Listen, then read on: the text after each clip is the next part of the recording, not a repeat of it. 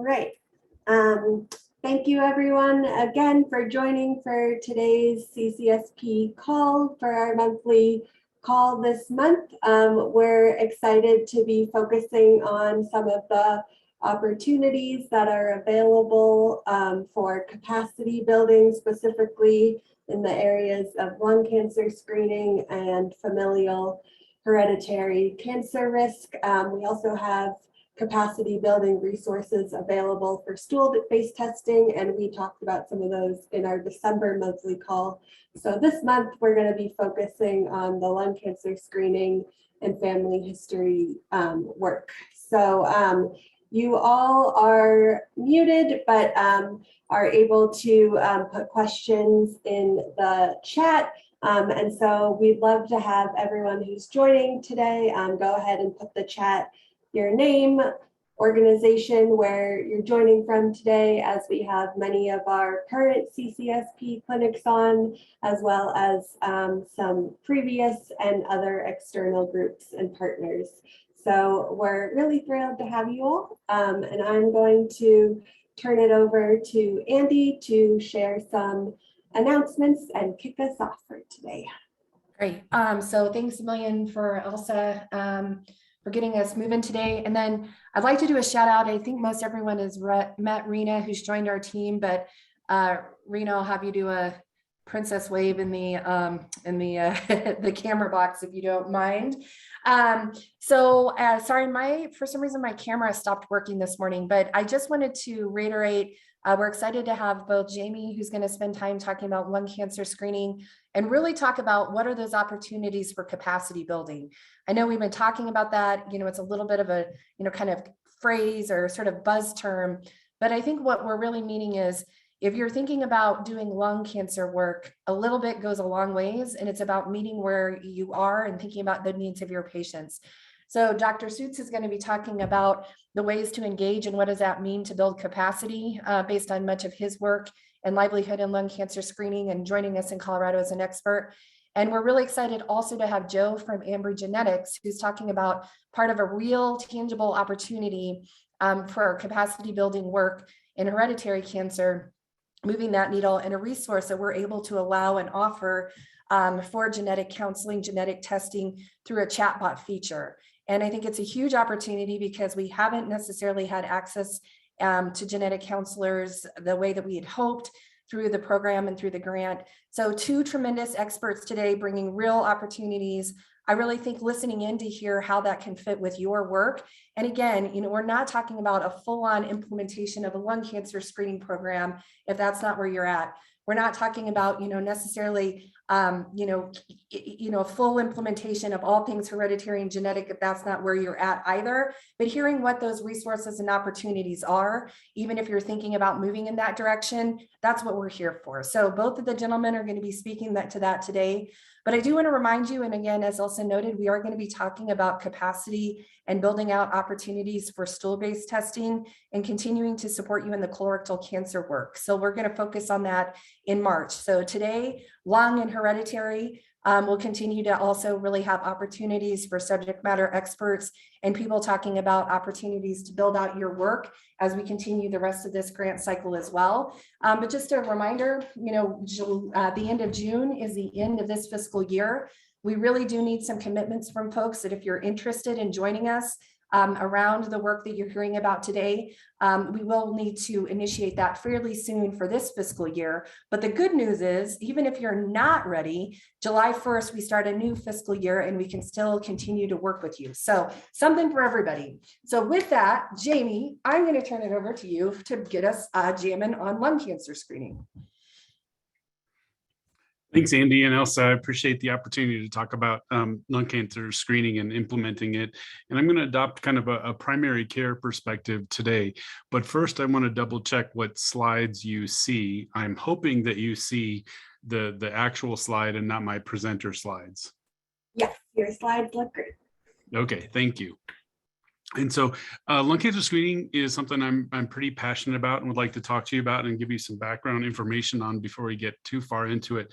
But I want to quick acknowledge some potential conflicts of interest. But all of this work is involved either implementing lung cancer screening or addressing lung cancer stigma and biases in our community in order to improve the burden or reduce the burden of lung cancer. Our implementation of lung cancer screening really was tipped off by the results of the National Lung Screening Trial. And I'm not going to get in the weeds on this, but it's fairly easy to see that there are two different curves there presented on the right side of the screen. One is low dose computed tomography, low dose CT or LDCT, and the one is chest radiography or plain chest x-rays. And you can see that individuals in this large trial of 54,000 Americans that cost $250 million, we were able to recognize a pretty substantial reduction in lung cancer mortality. That's the real driving force in terms of cancer screening is reducing mortality from the disease. But the complexity is that it was actually realized with some harms that came alongside of it. Like any cancer screening has potential harms. And we saw that about 39% of individuals who had received, who participated in low-dose CT arm had at least one positive screening, and 96% of those were false positives, meaning that we found something in the lungs, a nodule that did not end up being lung cancer, but required some additional follow-up.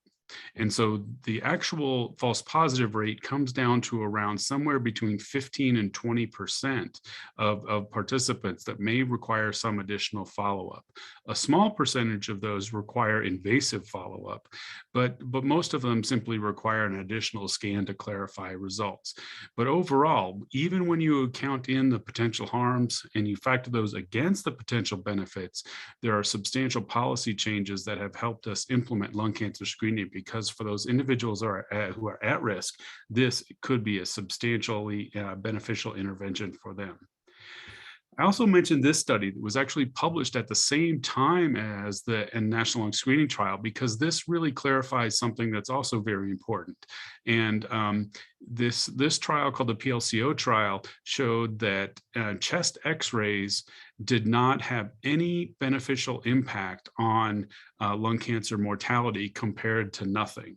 Meaning that if you add something to the equation that has benefits and harms, but doesn't have any benefits actually, that means you're only introducing, on a population basis at least, harm to the equation, whether that harm be cost, time, or actual physical harm. So really, when it comes down to lung cancer screening, the only choice at present is either a low-dose CT or nothing, or low-dose CT in the future.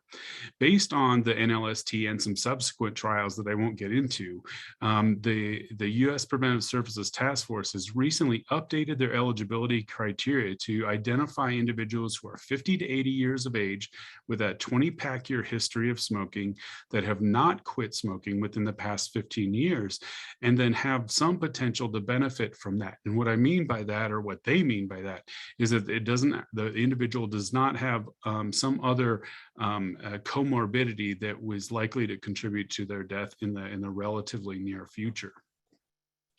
The Centers for Medicare and Medicaid Services have also adopted a policy favoring lung cancer screening in support of it for Medicare beneficiaries, but this is actually undergoing some revision right now. These are the old criteria that are in play now, and we anticipate that within the next couple of weeks, these criteria will be updated, and they will closely mirror the U.S. Preventive Services Task Force eligibility criteria. So what this creates is a really exciting paradigm shift. This is the first time we've been able to change lung cancer mortality in a substantial way since the advent of tobacco control opportunities.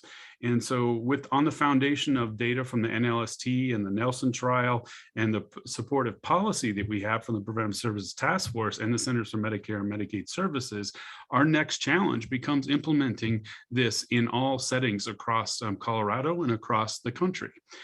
But there comes with significant challenges. This is a brand new service. The clinicians that are providing this service are new to providing it, and the process is a bit more complicated than other cancer screenings. And that is largely built on the foundation that this is a targeted screening rather than a population-based screening. Therefore, we have to go through additional steps to identify the right individuals. We can't simply base our eligibility on age. And this is actually a good thing because we can target the group that's most likely to benefit and thereby reduce the harm for those individuals who are unlikely to benefit from screening. So I like to use the cancer screening and now lung cancer screening analogy with one of the coolest cars that the U.S. has ever produced, and that's the 2020 Corvette. So I moved to Colorado 2 years ago from spending my previous career at the University of Kentucky in Lexington, Kentucky, and really the lung cancer screening equates to this beautiful new technology that we have. But the problem is that we don't have an ignition switch that's working at an optimal level yet. We really need the primary care clinicians to light this candle in order to really launch this vehicle into its full fruition and potential. But we also have to recognize that the community that we're trying to serve is really inexperienced with lung cancer screening. They've not heard about it before. So many of these conversations are going to be new and adding a little bit of additional complexity. In addition, the lung cancer experience, based on the fact that there are some increased higher rate of false positives, mean that's a little bit bumpier course than other cancer screening modalities that we have. Now, fortunately, we're learning every day new information about how to implement lung cancer screening more effectively and to smooth out this road course that we're on and to make it more predictable and effective. But that's taking some time, and we're kind of learning as we go. That being said, we have this beautiful tool at our disposal, but I continue to describe it as the single biggest, greatest missed opportunity to reduce cancer mortality throughout the U.S. And I'll tell you a little why I think that even though we've had supportive policy in terms of virtually every single adult who's eligible has access to lung cancer screening, with the exception of those who are uninsured, who continue to be uninsured, as well as certain newer policies that have been able to circumvent from the previous administration's policies regarding coverage for preventive care services. But the other challenge is that it's not really being implemented evenly across the states. And you can see that less than 5% of Colorado adults who are eligible for screening, so this is not all Coloradans, it's only those individuals who are eligible, less than 5% have availed themselves of this opportunity. And yet, based on some of our experience, there are other states like where I came from in Kentucky that even though they have a more substantial burden of individuals who are eligible, a higher percentage of those individuals have availed themselves of this opportunity. And it has significant benefits. Despite only being implemented since 2015, Kentucky's already reaping the benefits. As you can see here, this next slide shows that this is a trend in late-stage lung cancer diagnoses from the Kentucky Cancer Registry from 2009 to 2018. And you can see that prior to implementation of lung cancer screening, 81% of individuals diagnosed with lung cancer were diagnosed at a late stage through 2014. But over the past 4 years, from 2014 to 2018, and this is the data, this is the only available data. 2019 and beyond data is not available. But over those 4 years of implementation, it has already declined to 71%. And for those of us who live in the lung cancer community, this is a dramatic change. This is 10% fewer families that are being informed that their loved one has a diagnosis of late-stage lung cancer where the prognosis is not great. There are still better treatment options than there used to be, but it's still not ideal. And this is really a game changer because many of these cases can be surgically resected and return to work, return to family life, or return to their previous level of functioning. So we have quite a few serious threats to translating this evidence into practice. And one of those is the pervasive stigma and nihilism that accompanies the perspectives, the societal perspectives on lung cancer. Many of us have been trained through very aggressive tobacco control efforts that lung cancer is the fault of the person who, because they continued to use tobacco after we told them to stop. And even if they do get diagnosed, that treatment is not effective. Well, we have two things to combat that stigma. One is that we understand that stigma is far more complicated, and that lung cancer diagnoses are far more complicated than a single causal agent. But yet, even if it can be directly linked to tobacco history, that the stigma does not help improve outcomes. And so we need to embrace them with empathy and support and compassion. In the same way with denialism, we have new treatments in the lung cancer space in terms of immunotherapies, better surgeries, better radiation therapies, better targeted therapies for many individuals diagnosed with lung cancer that can really improve their outcomes and well-being. And we really have to overcome this fatalism or nihilism about lung cancer outcomes in order to achieve better implementation. We also need to be more careful and thoughtful in our ability to adapt and translate the results from the National Lung Screening Trial, and that to think of lung cancer screening implementation as a rather high-touch environment, particularly because it is so new at this time when people don't understand. One of the examples that I commonly use is if you were to go out on the street and ask the average adult what a mammogram is, virtually everyone is going to be able to tell you what that is and why you do it. If you were to go out and ask about the same thing about a low-dose CT, you're going to get about 2% of society that understands what you're actually asking about and why you would do it. And therefore, it doesn't have that social reinforcement, that normative kind of experience.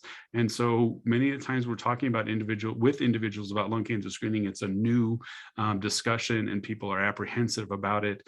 And if they have a current tobacco use history or previous, they're often a little bit sensitive about talking about some of those things, suggesting that we need to do it differently. We also have radiology challenges in terms of replicating the National Lung Screening Trial policies and procedures. We need to work on high quality navigation and engagement in order to achieve long-term adherence. And I'll talk a little bit more about that in just a minute. And then we have issues with obviously with under-screening, but we also have over-screening. Those individuals who do learn about screening but aren't eligible and still want to have it. Some screening programs will virtually screen anybody when we know that the risk-benefit equation for those individuals is not favorable to screening. And so really what we're looking for is Goldilocks screening, really the right size at the right time for the right individuals. In order to achieve that, we've really focused on a multi-level perspective on implementing lung cancer screening with many of our efforts focused on primary care and integration across the spectrum. And the two principles that have really led most of our efforts is trying to make this as person-centered as possible, understanding the complexities of the individual that is eligible for screening, and build community engagement to enhance that social reinforcement of lung cancer screening as just another cancer screening that you consider doing if you're eligible, and to try to melt away some of that stigma and nihilism that is so pervasive in society with regard to lung cancer screening.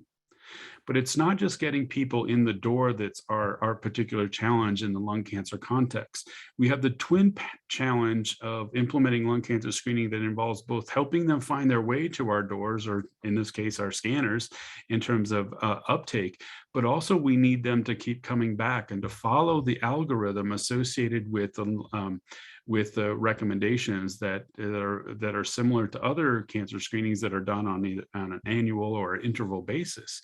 And why do I say that? Well, adherence is a vital part of achieving the potential of lung cancer screening. And so this slide is that same slide earlier that shows you the differences in lung cancer mortality between a chest X-ray, lung cancer mortality being higher, and the low-dose CT, lung cancer mortality being lower. Does that, do those differences emerge after the first year, the baseline in 1 year of scanning? No. Baseline in 2 years of scanning, so we've had 3 scans now. Well, yes, they start to emerge then. And then finally, they are completely separated and stay separated after 3 scans. And yet we're seeing experiences when low-dose CT adherence is down around can be less than 20%, and the national estimate is 22%. And what I'll say to you is that there's no way we can reach the population or individual health benefits of low-dose CT unless we do a much better job with adherence and really understanding that it is not simply a matter of offering high risk lung cancer screening to this population and automatically translating that into a reduction in lung cancer mortality in our communities.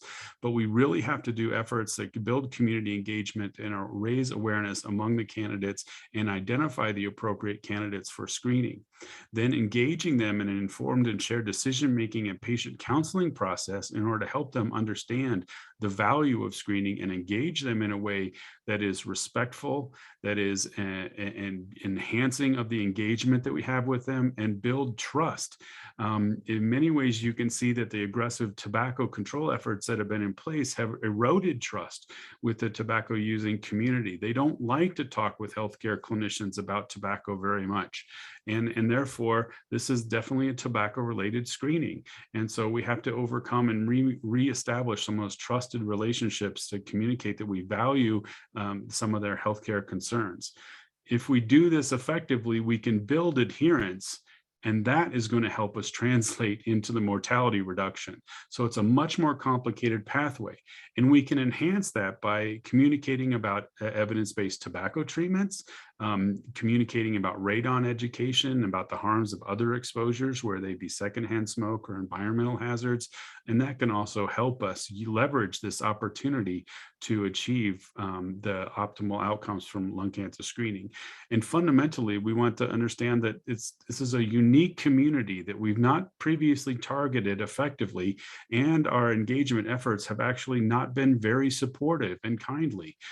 We've been taught to be very aggressive with our tobacco control and our tobacco cessation efforts, and that really hasn't helped us build relationships historically.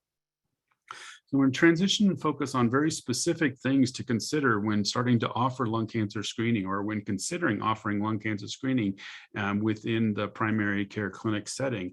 And what I've done is broken it down into kind of a 3x5 question format that focuses on things that you can do prior to initiating the screening, things that happen during the screening process, and then things that need to happen or need to account for in terms of the post-screening process. So you think about, I have some things here that are phase specific, as well as considerations and principles that are that need to be sustained across the trajectory of the lung cancer screening process. So I'm going to focus first by talking about where will you refer candidates.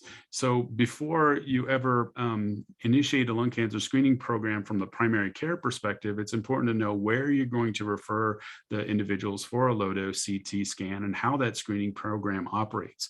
Screening programs at this point in time vary on a continuum of centralized to decentralized in terms of how much essentially how much management they're going to exert over the patient care. The decentralized programs require the primary care clinician to maintain complete management responsibility. A centralized program will help navigate participants in their screening program to nodule clinics, through care programs, or back to primary care if indeed that nothing is found, and they will take responsibility for supporting adherence long term. What we're finding is that adherence is much better when you have the opportunity to refer to a centralized lung cancer screening program. Another consideration is, how will you identify candidates through your program? In many ways, the electronic health record, or any kind of health record, is our friend in this case, although it's not perfect. We often don't have the kind of detailed tobacco use history that we need to determine eligibility, but it can at least help us target those individuals who are currently using, or we know used tobacco at high rates previously, in order to identify them and engage them in the process that we implement for lung cancer screening.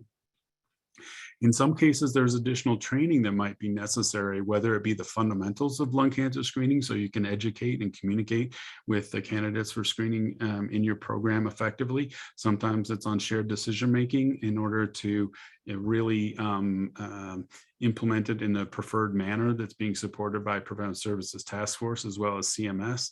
And then there's the consistent concerns about how will you address stigma and nihilism.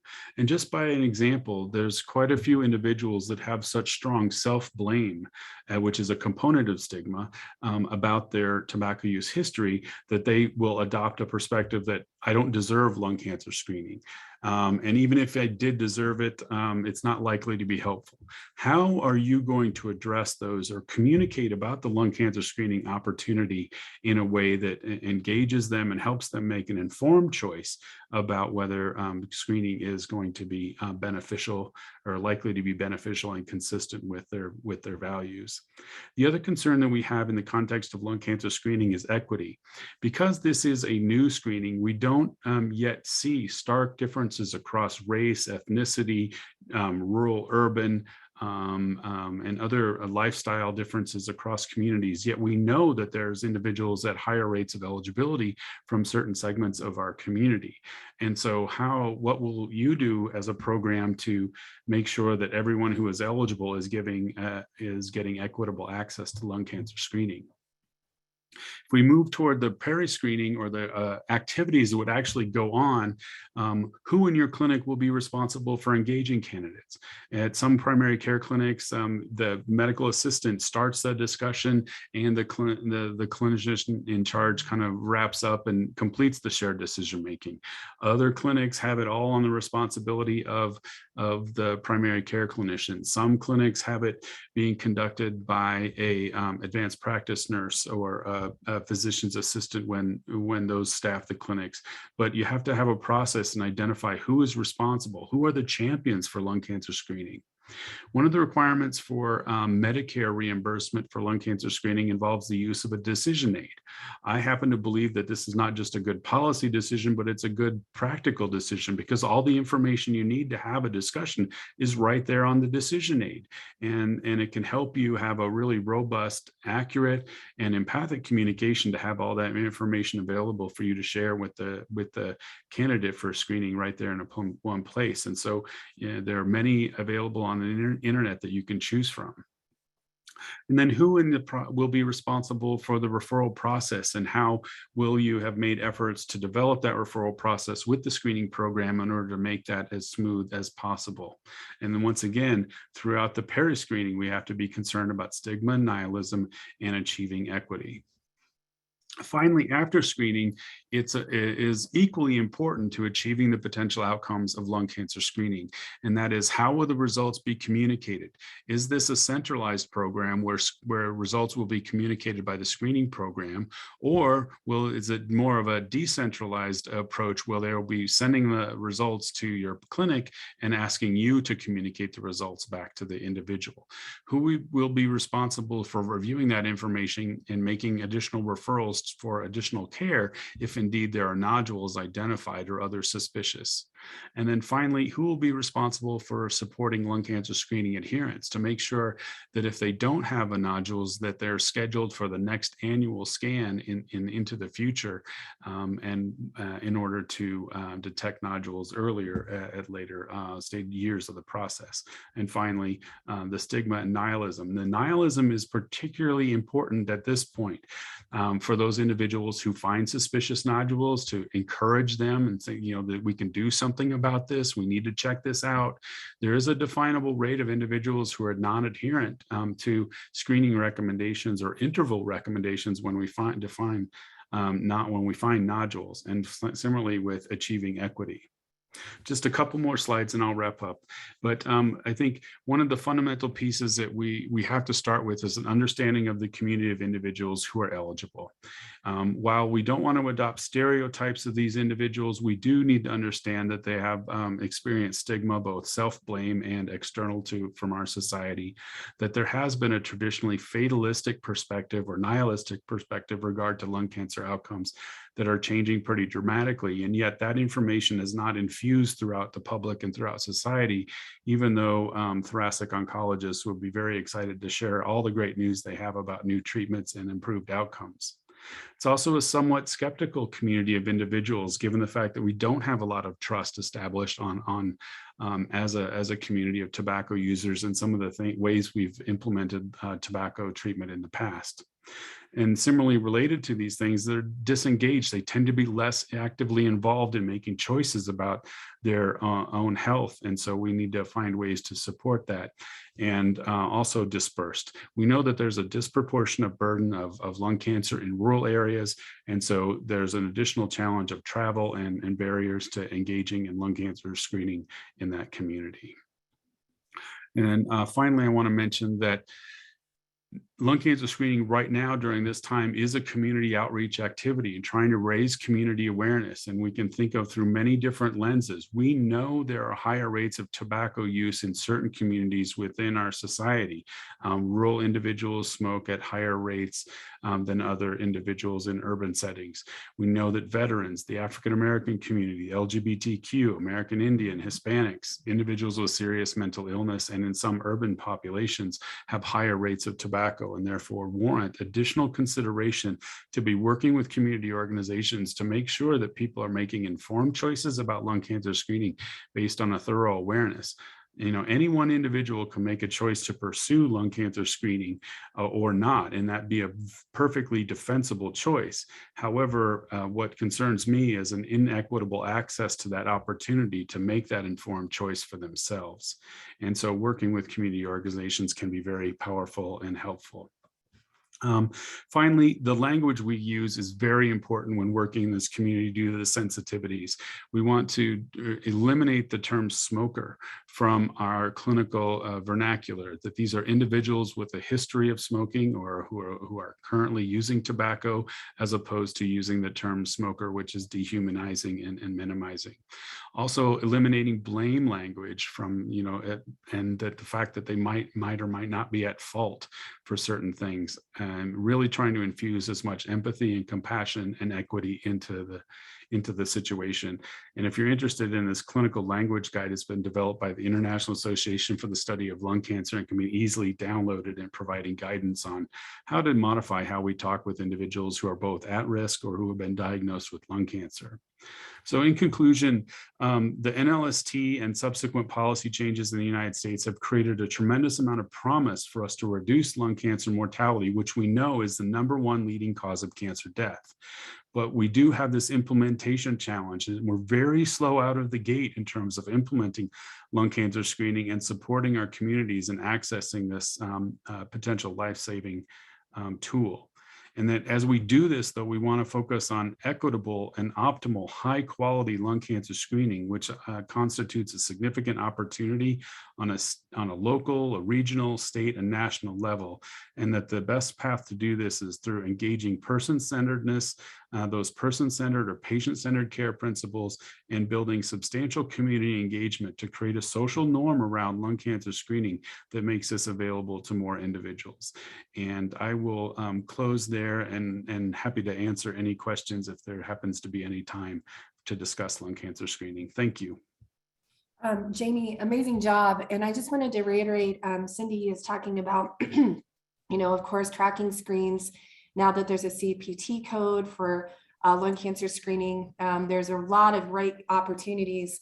So I think, Jamie, while we're getting Joe's slides and having the transition, here's my question to you. So if I'm a clinic system, we haven't really engaged, we're thinking about it, or we're understanding it's an issue. There's a lot of stuff happening within the system. We're managing COVID. We're trying to do colon screening, breast screening, and we know we need to do something with lung, but we're just not sure what to do, even like small steps. I guess, what would you recommend for folks that if you want to dip your toe in to at least get going, what would be some things that would be like really like concrete things to just get moving on the work? What would you recommend? One would be to tap into how you can identify participants. I mean, you have to have the fundamental foundation of lung cancer screening. And so talking to someone about, there's plenty of online materials and training programs that are available to really learn the fundamentals of lung cancer screening. So you can start talking with patients. But looking at your electronic health record or your charting method to see if there are ways that can help you identify participants. And if you don't have that, it's going to be an additional complexity for you, but you still want to start developing that. If you're committed to lung cancer screening, part of the process is developing a pattern of identifying those individuals to engage about this process. But the other things, the American Cancer Society, the American Lung Association, the Lung Cancer Go-To Foundation for Lung Cancer, all of these organizations have easily accessible tools to help support implementation of lung cancer screening. A fast track for that, if you don't have a lung cancer screening program in your own institution, is to find that lung cancer screening program and arrange a meeting or connect with them about what the options are in that community in order to figure out how they want to work with you in order to bring lung cancer screening to more of your community members. Awesome. All right. So here's what I'm going to say. So Jamie outlined two things. What I would say is that CCSP has dollar awards up to several thousand to maybe up to 5,000, maybe even up to 7,000. If those are areas that you are interested, just to put your toe in, thinking about it, considering those options, we have resources available. So I want to leave here today to say, if you already have a program implemented, you needed to add bells and whistles and really kind of the it to make the drive. But if you're just thinking about it and you want to do something, Rome wasn't built in a day. We can definitely start and we can help support that work. So I think Jamie outlined two strong things: EHR's data utilization, review of the population, also some tools that are available. CCSP has access to subject matter experts like Jamie and others. So these are areas that we would be happy to support you even up until the end of June, and we can start fresh in July. So I just want to remind everybody. So Jamie, a million thanks. I think if there's additional questions, we'll punt them to you at the end. But I also just want to welcome Joe to today's call. I know he's in the second half. We're really putting a lot in today. But just a quick reminder that Joe's going to be talking about a tool and a resource that is available through the university in a contract in a partnership with Ambry Genetics. So we are able to allow resources for our clinic systems working with us, as well as our partners. But a quick reminder too, that generally in terms of the capacity work with hereditary and genetic cancer work, we are also meeting you where you are. So if you're not ready to fully implement a program, the technology we're going to talk about today, that's okay too. If you're interested in provider education, patient education, awareness, even really thinking about how you might begin some of those first steps, like we've discussed with lung cancer, there's room for hereditary and cancer capacity building as well. But I will say I am so jazzed because Ambry, in partnership with some of our colleagues all throughout the country, have provided a wonderful opportunity working with us through the university to really think about a telehealth, and Joe's going to go into more depth. But again, we've had such issues with capacity for finding genetic counselors who are able to provide services, and then ultimately for that genetic testing, genetic counseling. So this has been an amazing partnership. So I'll turn it over to you, Joe, unless there's also anything that we need to cover, but really super excited about having both of you today. So Joe, I'll turn it over to you.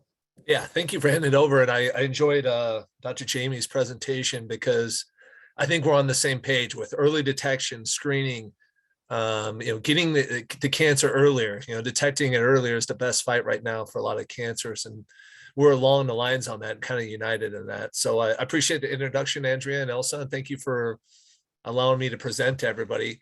I'm going to, just for the sake of time, I'm going to jump through these beginning slides just super quick. I want to show you guys the tool and everything else, but let's talk a little bit about the background about who Ambry Genetics is and why. As they mentioned, we have signed a contract with the University of Colorado. So this tool, our high-risk program called CARE, is available for all of you at no cost. Integration is covered. All the tools that go along with it, the training, the marketing, et cetera, is along with it as well. And so what this all boils down to is we don't have a lot of cures, as we all know, for a lot of cancers. So right now, the best cure is early detection.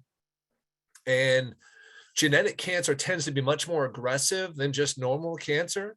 Although most patients aren't at risk or don't have genetic cancer, So we said, how do we make it easier to identify these patients? How do we make it easier to get their family histories? How do we make it easier to get them educated about what it means to be high risk? And how do we make it easier to connect them with genetic counselors and bring in their referring providers and their ordering providers? And that's what our system does. But here's that's a teaser, but here's a quick background about who Ambry is. We've been around for a little bit over 21 years. These are all the innovations we've had in the market. Our focus of oncology more recently, those are the most recent innovations, including the CARE program itself that launched in later 2019. These are all the oncology panels we have. I'm not sure how many of you are familiar with Ambry Genetics, but we have an oncology division, and that's my focus today. But we're also adding prenatal and NIPT screening, which will be a part of the CARE program later on this year.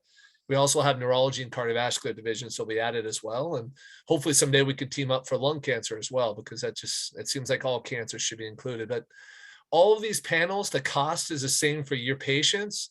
It's just a matter of, for your providers, clinically, what you would like to choose. We have huge 91 gene comprehensive panels that analyze all the cancers for all the major genes.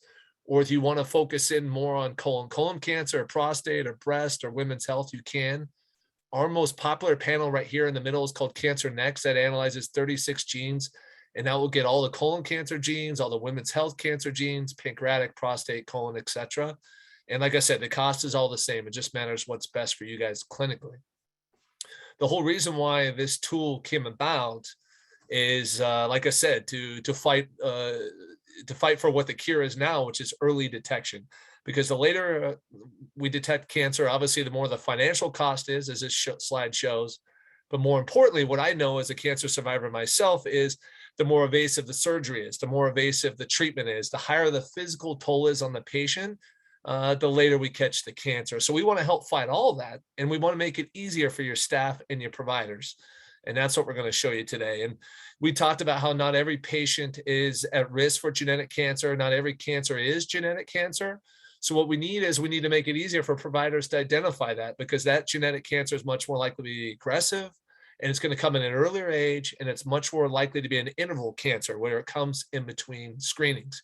So this slide illustrates, even the most obvious patient type that should get genetic testing, which is a patient that's got ovarian cancer or a patient that has breast cancer. 80% of those patients are never offered genetic testing or never get genetic testing. And we want to change that. And I think at your guys', a lot of your clinics, you have male and female patients. If you look at our patients as a whole, those who don't have cancer, the male and female, 97% of those high-risk patients that qualify for genetic testing never get it, never get offered it, never receive it. And we think that's a key component to early detection, is making that easier and getting those patients access. And that's what we want to help with. So overall, here is our high-risk program. This is just a high-level overview. It's just a snapshot.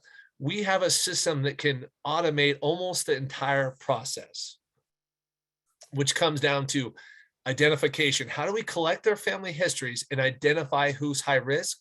Our system will do that. It does that by sending a chatbot link to their emails and to their cell phones 5 days before their appointment to come see you. The patients click on that chatbot, and that chatbot will walk them through their family history, ask them questions. If they are high risk, as it notates here on the bottom left portion, it will offer them pre-test education about what it means to be high risk, answer a lot of questions about what's important about genetic testing, what it is, what the results could possibly be, etc. More importantly, all that information can be transferred into your EMR system or in our portal that I'm about to show you here in a few minutes. So we can automate that. We can take that out of your workflow, and we can standardize that and give your patients equity of care. So as long as they're coming into one of your clinics and you're signed up for our program, they'll receive that link and they'll get that education, and all that family history and information will come into you at your clinics. Now, I've been speaking pretty quickly, so do any of you have any questions about that portion right there? The only portion that's not automated would be the genetic testing. So when a patient comes in to see you, you'd be able to see in your system or in our portal, I have their family history. I see if this patient meets NCCN guidelines, National Cancer Comprehensive Network guidelines for testing, which means this patient should be tested. And more importantly, insurance or state Medicaid or Medicare will cover it. So all of that will be transferred over. If you're familiar with the Tyrer-Cuzick, the lifetime breast cancer score, we also have that built into this system. So you'll know if they meet NCCN guidelines for testing and also if they're high risk for the Tyrer-Cuzick score. Now, when a patient comes into your clinic, that's where typically an MA or front office person or someone you guys that will train and educate, they'll look in our system, say, we've got 10 patients coming in today. 5 of them qualify for genetic testing because they're high risk. They completed the education over their cell phones days ago, and we need to offer them the genetic testing when they come in. So really the only manual thing left to do is to look in the portal, see who qualified for that day or for that week, and to physically hand that patient either we have a blood kits or saliva kits, and the patient will spit in a tube or you'll take their blood. And the packages come with, if you've ever done any genetic testing, they come with prepaid postage. So all you have to do is put that tube in there with their insurance information and send it off. And our system gives you the ability to order the genetic testing and get all the information to the insurance company with just a couple pushes of the button in our portal. And I can show you that for you.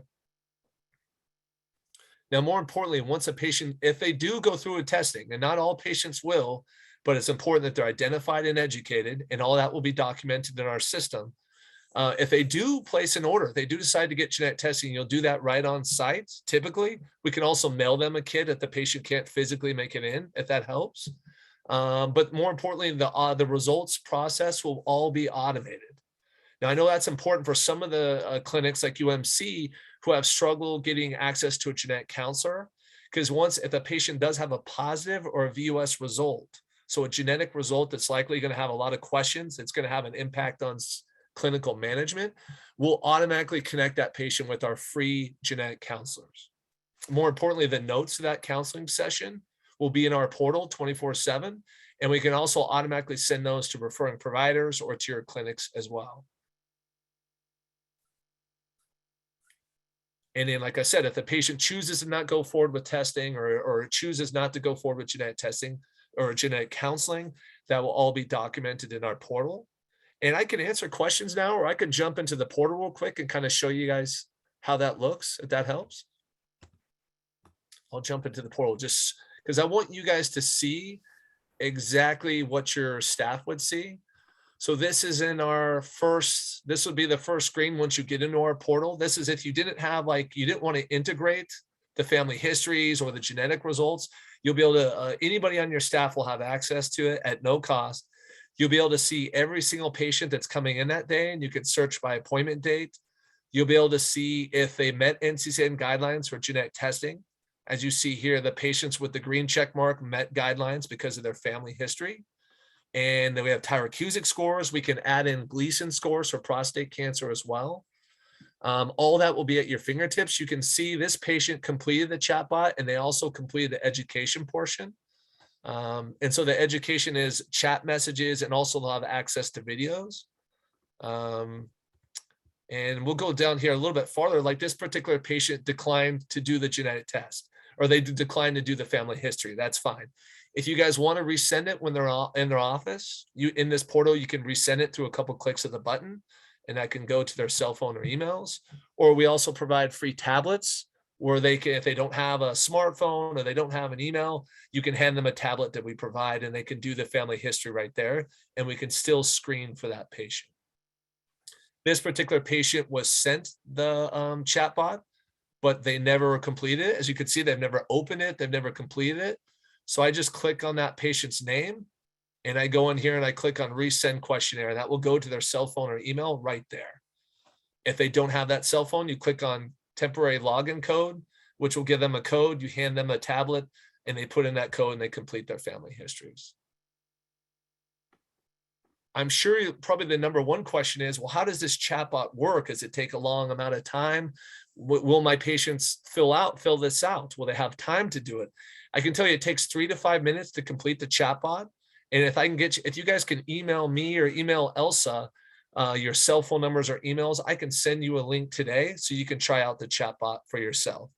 But it's very easy to work with. It's artificial intelligence, and it'll just walk the patients through their family history. And if they don't know answers to questions, it's very easy for them to respond, I don't know, or hit the back button and go back to a question, etc.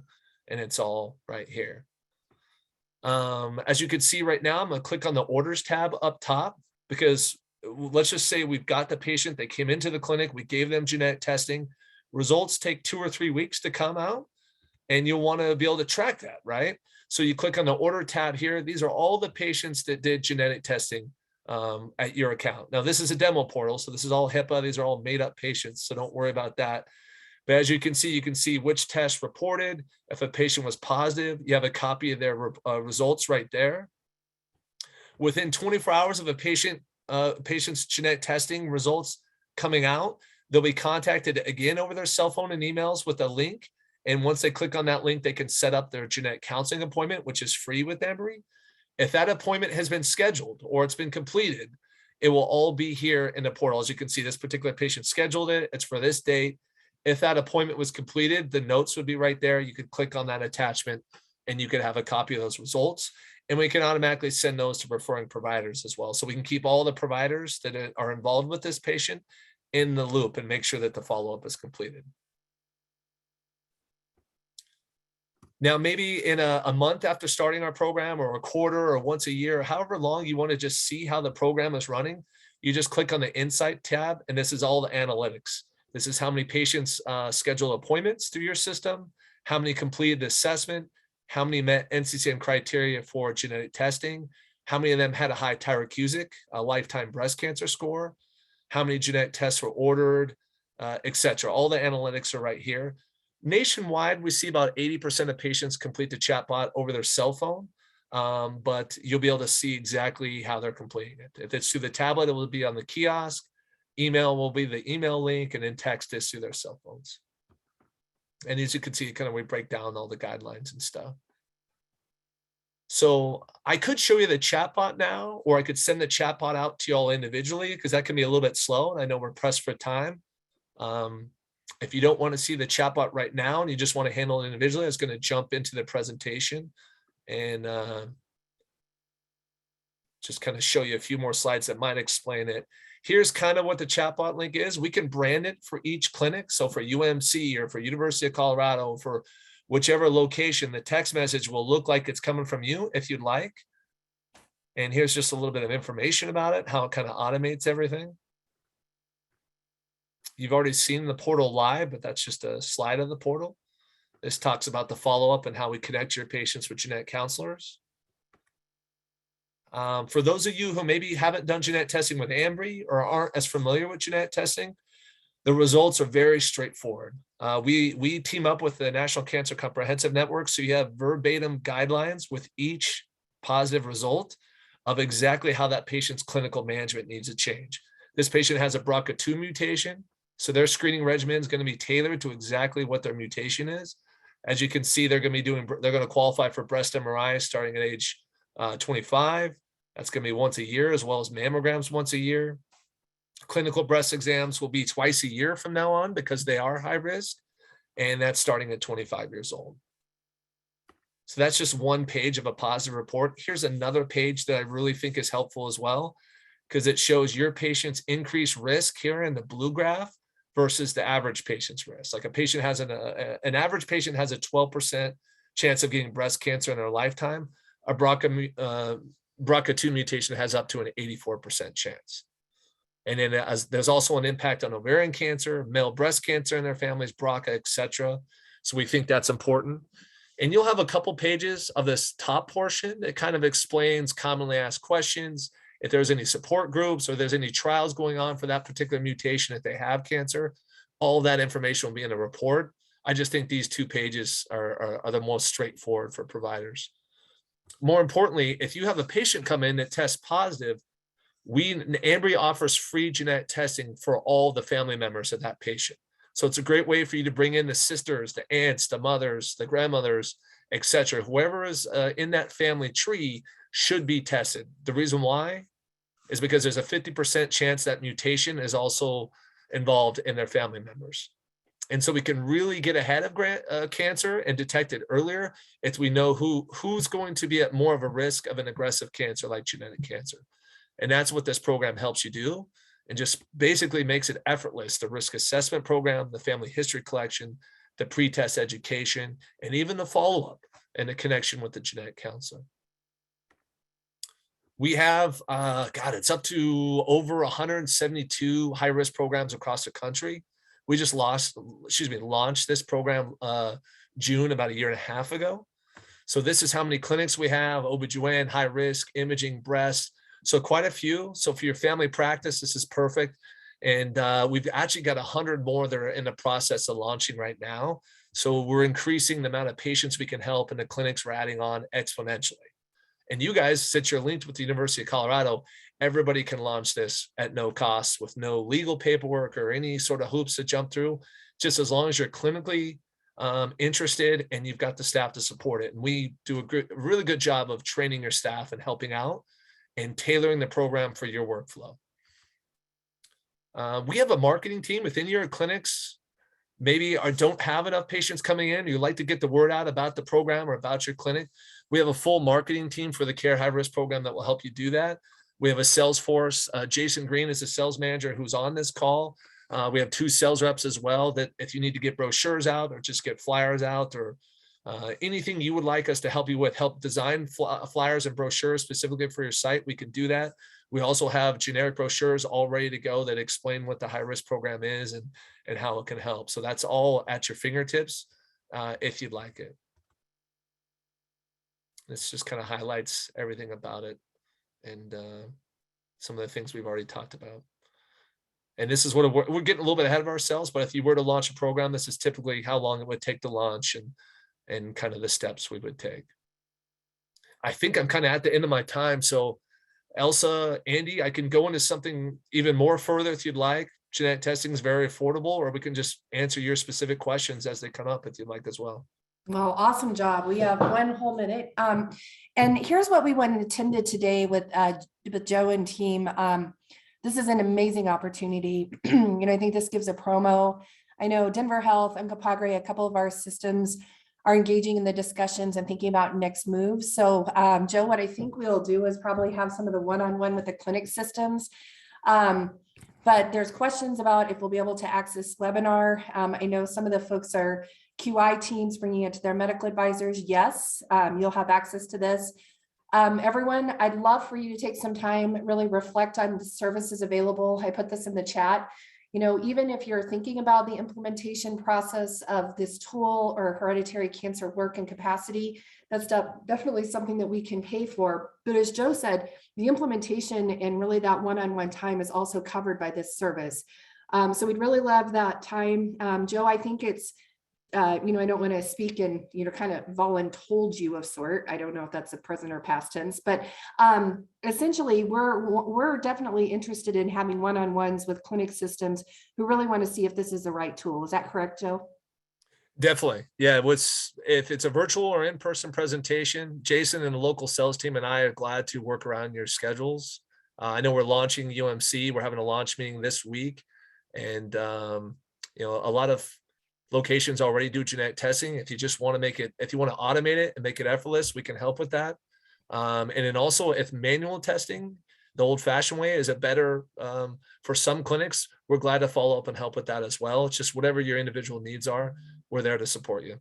Okay. And Joe, we'll probably have you on an upcoming team meeting as well, just to talk about some of the questions that I'm sure are bound to come up in implementation. Katie, I know you're on the line. I know Denver Health was exploring some ideas. Katie, anything from the questions? Did everything get covered, or do you have anything else? Yeah, that was fine. There's all this. I'm sorry, I'm echoing crazily. There were always billing issues with different insurance companies stating that they need to cover, get genetic testing first. So that was my question answered, but I'd be very interested in looking through this chapter. Great. Yeah, we're covered on state Medicare and Medicaid. We've actually adapted our billing policy where even if the patient's out of network, as long as they're high risk, their costs will be very reasonable. Most patients pay zero. I think it's over 80%. In our system only flags high risk patients. So those are patients that insurance will cover. And 95% of insurances are covering Ambry Genetics. So if they happen to be out of that network, it's still going to be between $0 and $100 if they're high risk, which our system will flag. So it's very cost effective because insurances have realized this is a great way to reduce their costs, but more importantly, help patients. So the right thing to do for insurances is also the most cost effective for them. So that's why coverage is so reasonable. And even our cash price is between $0 and $249, and most low income patients are going to pay $0, especially at their high risk. So we're in a good I know spot. we explored this issue. I think with some of the capacity building work we have through CCSP, some of the resources from our program partners and some of the barrier reduction funds, we could definitely look at offsetting this as well. So I couldn't agree more, Linda. A lot of information to digest and exciting. Katie, thanks a ton. And just a reminder to everyone as we're wrapping, you know, we do have this work in this partnership with Ambry. Even if you're needing to do some pre-work ahead of time, provider education, you know, look at your tools, instruments, take that time, team huddles, you know, we can support that work. And then Ambry does so much of the additional capacity for you. I think, you know, also Jamie talked about your first steps. So please go ahead and, you know, give us a shout out. For those of you who are ready to take that stronger step, there's a couple of you on the phone. We'll be setting up those one-on-ones. And if there's something that just tweaked your interest today, and if you're not sure if it's a definite fit in terms of what we can support for an implementation process, or just to get the capacity going, discussion going, give us a jingle. There's nothing too big or too small, I think, that we can't help support in the work. So Joe, Jamie, a million things. I think Katie asked if you could send the live chatbot link, and it looks like Joe and team are already on that as well. And let's just keep the conversation going, everybody. Again, we have a couple, about 5-6 months left in this grant cycle for this year, and then we'll start new in July. So even if you're thinking it needs to be this summer that you start to entertain these ideas, just give us a heads up so we can start with that planning and thinking a little bit about how to support you. So Joe, any final words? Elsa, any final words before we close for today? No, I know that's a lot of information quickly, so I'll probably email some electronic links and some documents just kind of shed some light on more of the details of the program. And then whatever the best way is for me to get you guys chatbots, I just need a first and last name and your cell phone or email address, and I can get that sent over pretty quickly. And I find emails tend to get lost in junk mail a little bit sometimes. So cell phone's always preferred, and that's how patients typically do it. But whatever works best for you, I'd be glad to send a chatbot link to either or both. So just let me know. That sounds great. I'll send the follow-up, and everyone can let us know through that as well if you're interested in getting further information, but I'll send all the information that was shared today. Awesome. Thank you. Thank you, everyone. Take care. Bye, everybody. Thank you for the opportunity. Have a great day. Thank you.